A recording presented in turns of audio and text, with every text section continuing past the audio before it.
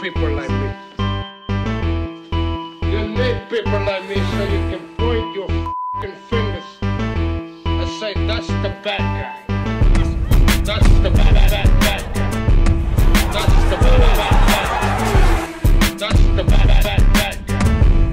That's the bad guy.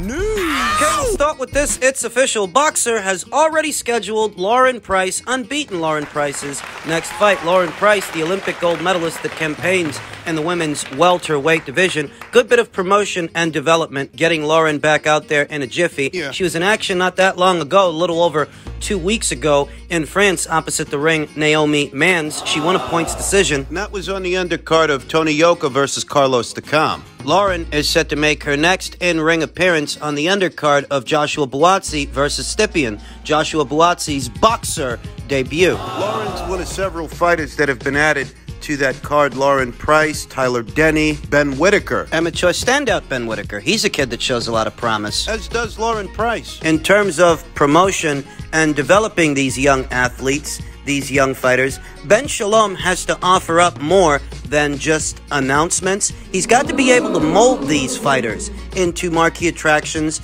and draws unto themselves. What seems to have been dominating the conversation when it comes to Boxer are former Matchroom fighters taking shots at Matchroom, DAZN, taking shots at Eddie. Zealander David Light in the fight. You want to talk about a potential matchup with someone else that you know is just not going to be a great fight. Like, maybe people in the team have gone, listen, you need to ram it down Eddie Hearn this week. That's how we're going to drive this fight. Let's make some noise. But that's no substitute for actual promotion. I mean, it does make for some entertaining sound bites and some entertaining reads, but that in and of itself isn't going to make any of these fighters, or Joshua Buatsi for that matter, a hot ticket seller. A interview with Lawrence Okoli after that press conference this week, not to mention Eddie Hearn, views about 2,000. Eddie Hearn's a fucking prick on one of your titles, yeah? 100,000. What's the common denominator? As I said before, moi! At some point, Ben is going to have to show his chops and what they are as a promoter, promoting these fighters, Lauren Price among them. Lauren, who campaigns in a welterweight division, where Jessica McCaskill still holds 2 or 3 of the alphabet titles, and one other is going to be on the line in the Sandy Ryan versus Marie-Pierre Huel fight, the WBO title. 3 out of 4 titles at welterweight are going to be on the line in McCaskill versus Habazin, that mandated title defense, and one other will be on the line in the Ryan versus Huel fight. What that essentially means is that all the titles at welterweight where Lauren campaigns, all the titles, at least right now, they're over there on the Matchroom and DAZN side of things, leaving the potential for things to become political down the line. They could. And they might, if when the time comes for Lauren Price to fight for an alphabet title. Those titles are over there at Matchroom and DAZN. Political boundary lines may dictate as to whether or not the fight does or doesn't happen. And what Ben Shalom can do for his fighters, what can he make happen? You can argue that Ben Shalom was behind one of the bigger women's fights last year, the Clarissa Shields versus Savannah Marshall fight, but don't forget that a lot of the build-up that fight already had didn't actually involve Boxer, didn't actually involve Ben Shalom. That fight was years in the making, and Savannah Marshall herself spent a number of years as a Matchroom fighter. Matchroom spent a good amount of time building up Savannah Marshall, helping to build that fight with Clarissa. Even if it ended up happening on the Sky Sports and Boxer side of things, all the same, Matchroom helped to contribute to that. Whereas with fighters like Lauren Price and Karis Ardingstall, Ebony Jones, Carolyn Dubois, these unbeaten up-and-comers, these fighters that aren't Matchroom fighters and never were, we've got to see if Ben Shalom can do for them what Eddie Hearn has done for Shannon Courtenay, what Eddie Hearn has done for Ebony Bridges, what he's currently doing for Ellie Scotney, for Ramla Ali, for Chantel Cameron, who's about to be a part of a very big fight, perhaps the biggest women's fight this entire year. What Eddie has done for those aforementioned fighters, we've got to see if Ben can do that for these fighters, for these Valkyries. These Valkyries like Lauren Price, who's going to be in action on the undercard of Buatsi versus Stipien. This was part of Boxer's Phase 1 announcement. They announced which of their fighters are going to be fighting and when, but not who they're going to be fighting. They're taking cues from the MCU now. Phase 1 announcement? In previous weeks and months, the people over there at Boxer, Sky Sports, Ben Shalom, have been criticized for the matchmaking we saw in the Frazier-Clark fight, the Carolyn Dubois fight, that these fighters, these amateur standouts, really should be fighting better opponents, better people. There were critics. And there are going to be more if the matchmaking doesn't improve. We don't know here and now who Lauren Price is going to be fighting. Nope. Lauren, who's one of several unbeaten up-and-comers on the Sky Sports and Boxer side of things. Karis Artingstall, her significant other. Carolyn Dubois. Georgia O'Connor. Ebony Jones. Yeah, there are more familiar faces over there, like unified junior middleweight champion Natasha Jonas, but don't forget that Natasha spent a good number of years on the matchroom side of things. They helped to familiarize an audience with her. The same applies to Savannah. It's what Ben Shalom can do for these unbeaten up-and-comers that will really serve us as a testament to his ability to not just promote, but groom and develop fighters. So I'm looking forward to seeing what he does. I won't underestimate him. He has a very big platform behind him. But then again, so does Matchroom. In many ways, more ways than one. A lot leaner in the face. Yeah. Like, you've been taking it serious as Yeah, I'm not like your lips a little even bloody. I'm not playing around. I'm giving everything in this fight. I'm sacrificing everything. And you said you can't drink any water, you can't eat any food. Yeah, I mean, it's in my contract that they don't let me drink water for 3 days or eat for 3 days out of the week, just so I could be on schedule to make weight. To make weight. Yeah, they're for putting in crazy Gervonta's. things. Yeah, for his comfortability and if taking the match. If I didn't agree to these conditions, it obviously wouldn't happen. Yeah, so I'm curious about that. How does that kind of stuff go? Like when you guys are deciding, obviously, how it's going to be. Obviously, it's a fight. We know, who gets to decide who gets what sort of, I don't want to say handicaps, but like niceties like that. Right. I mean, in this situation, I could have fought for obviously more things going towards my way. Regarding the weight and other things, or I could have been a little bit more, pushbacky. But I knew that their positioning was, if this is not what you're going to agree to, the fight's not going to happen.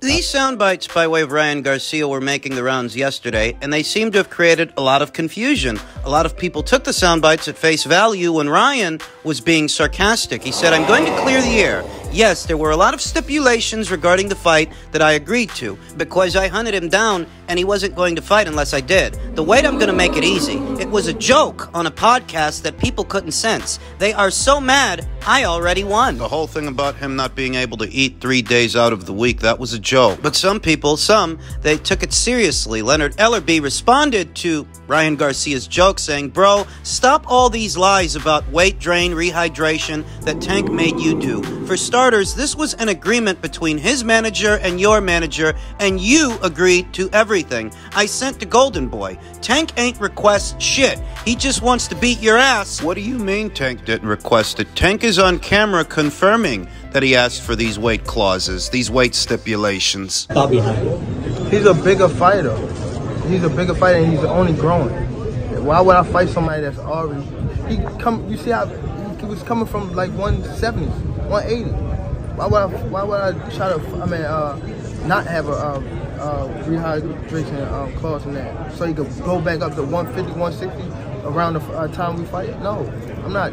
So, where Leonard Ellerby says that Gervonta himself didn't request those weight stipulations, sounds a lot like he did. From Gervonta's mouth to your ears. Brian Garcia responded to Leonard Ellerby's tweet by saying, "Man, Ellerby, out of all the people, I wouldn't expect for you to not sense my sarcasm.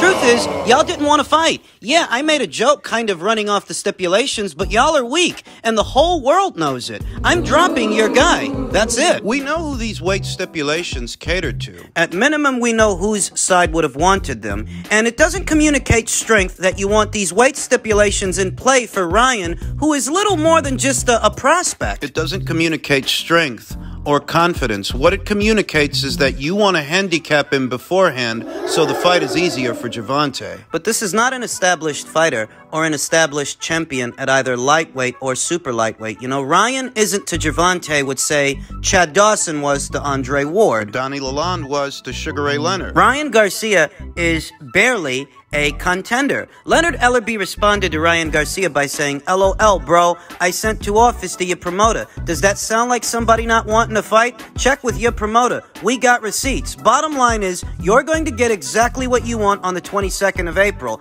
Tank is clipping you in front of the entire world. The entire world that now knows you put a bunch of weight stipulations in there. Why'd you do that for Ryan? You didn't do that to Mario Barrios. You fought him at a full 140. Ryan responded by saying, you sound so confident in person and on the internet, but in the contract, it screams cowardice. Point blank, period. None of it is going to work. See you soon. To which Leonard Ellerbe replied, just business, bro. When you get you a team like Tank, then you can call the shots too. Ask your promoter what that feels like. He can tell you all about it. See you soon. I mean, I've said it before, and I'll say it again. The Gervonta Davis people, the Gervonta Davis side of it, they negotiate like a bunch of cowards. You gotta do all this to feel comfortable enough to fight Ryan? This isn't an established champion at lightweight or super lightweight. This is not a pound-for-pound fighter of any kind. Ryan Garcia's not there yet. Ryan Garcia is barely a contender, and you are looking to weaken him. Ryan, who said to Gervonta Davis, you always act like you've got some info. Shut your ass up already. You basically are just a shade room page. I heard some stuff about you as well. To which Gervonta Davis himself responded, what? That Floyd's petty ass said I couldn't use his gym anymore? I don't give a fuck. Nah, it's not what I heard. It's what I know. Chump. So Floyd doesn't want to let Gervonta Davis use his facilities anymore. That made a little bit of news last week that Gervonta Davis was back training at the Mayweather gym, you know, where he used to train back when Floyd was still his promoter. Apparently, Floyd put a stop to that. More insights into what led to Gervonta Davis leaving Mayweather Promotions altogether. For some time, I wondered who was it that Gervonta Davis was attempting to get away from. Was he attempting to get away from Leonard Ellerbe, or was he attempting to get away from Floyd Mayweather himself? And I think, based on that, we have our answer. Looks like it. The whole ideology behind weight stipulations and catch weights is bridging a gap between two fighters who may be separated by different divisions, different weight classes. But because Gervonta Davis has actually fought at 140 pounds at least once before against a 140-pounder. It's a big part of what makes these weight stipulations seem unnecessary, that you're not trying to bridge a gap with these weight stipulations. You're trying to handicap your opponent. Because you fought at 140 pounds before, and this guy's no contender, no pound-for-pound fighter. He's not far removed from a prospect. He really isn't. It's not like after the Luke Campbell fight, he kept a busy schedule, and it's not like after the Luke Campbell fight, Luke Campbell, who's the best fighter he's ever fought, best fighter he's fought so far, it's not like the opponents got better after that. It's not like he established himself as a dominant force at either lightweight or super lightweight. Ryan Garcia really isn't that far removed from being a prospect, and you had to do all this to fight a prospect? I don't know how much credit, if any, Gervonta Davis is going to get should he end up knocking out Ryan Garcia, and a good number of people think that he can, and he will. I don't know how much credit he's going to get for it. You had to catch weight him, rehydration clause him. He's got far from the strongest resume, anywhere in between 135 and 140 pounds, so it's questionable. It just is what it is. And finally, on the heels of what is the Fury versus Usyk fight's collapse, former Unified Champion Andy Ruiz posted this to his social media with a caption that reads, "Let's do this." And in the graphic featured here, you'll see Andy Ruiz opposite the ring, Tyson Fury. For some reason, Andy Ruiz seems to be under the impression that he is in line for a Tyson Fury fight. It's not a coincidence that Shane Fury, Tyson Fury's brother, made mention of this during what was the ongoing negotiations between Fury and Usyk. It's not a coincidence. I don't think that Shane Fury mentioned that guy by accident. I think he was attempting to plant a seed. That if things don't work out between Fury and Usyk, and it doesn't look like they're going to, Andy may be a contingency for Team Fury. And in truth, it's not an adequate substitute. You're not supposed to be fighting Andy Ruiz when you're a two-time heavyweight champion at the height of your popularity, at the peak of your powers, one fight away from becoming the first undisputed champion in a long time. Over 2 decades. This division hasn't had an undisputed champion since Lennox Lewis was around. That's how long it's been. You're not supposed to be fighting Andy. You're supposed to be fighting Usyk. And your team and yourself, you're supposed to do whatever you have to do to make that fight happen. That's how most fight fans feel about it. How most fight fans feel about it is that Fury made these negotiations near impossible. And we've covered that extensively. An Andy Ruiz fight is a more winnable fight for Tyson Fury than an Alexander Usyk fight because Andy doesn't have Usyk's agility. Andy doesn't have Usyk's feet. He's got very good hand speed and combinations mid-range to inside, decent-sized punch, but he's got to be mid-range to inside for that to matter. He's got to get there first, and because Andy's got slow feet, and because Tyson Fury can be fast on his feet, at least faster than Andy, It's a more winnable fight. That's how most people will interpret it. he's got height on Andy, length on Andy, weight on Andy, likely will have home field advantage as well. He'll have every conceivable advantage, every conceivable physical advantage as well. This is a more winnable fight for Tyson Fury than the Usyk fight, but a less intriguing fight for the fans. Less intriguing overall, and I don't know how this opponent choice will go over with the Brits in lieu of the Usyk fight's collapse, because most people seem to have already made up their mind that Tyson Fury, given all the demands he made and how all of this played out, what he did was deliberately sabotage the Usyk fight, forcing those guys to say enough is enough until they walked away. You've wasted enough of their time. What they were willing to accept was a 70-30 split for an April 29th fight date on the premise that the split would be reversed should Usyk win. Whereas what Tyson Fury seemed to want was a 50-50 split in the event that he loses. He still wants half the pot. After you've already costed them millions upon millions of dollars by moving the fight from Saudi over to the UK, and after all the concessions they've already made, You're telling them that you still want half the pot even if he wins. I think that was the straw that broke the camel's back. and I think it was Fury, Tyson Fury's intention to break it. He doesn't want that Usyk fight. I don't think he does. And what I think he's trying to do is find another angle to come back to Anthony Joshua. How else does Andy Ruiz fit into the picture? How else does Andy Ruiz come into it? You want to fight the guy that gave Anthony Joshua his first professional loss so that you can start name-dropping that guy, going after that guy, because you view that guy as being more beatable and being more valuable than Usyk, even though the Usyk fight is the fight you're supposed to be having. He's still got Joshua on the brain. I'm telling you he does. It won't be long now before he starts calling him out. And when he does, I'm curious what the British boxing community is going to have to say about it, because Usyk beat Anthony Joshua. He beat him twice. Both pay-per-views sold over 1 million buys. The Brits saw it. And if Usyk beat Anthony Joshua, why are you not more focused on him? If he fights Andy Ruiz, he's going to use that as a segue to land a Joshua fight. I'm telling you. He's a fucking con man, and not a very convincing one, at least not to me.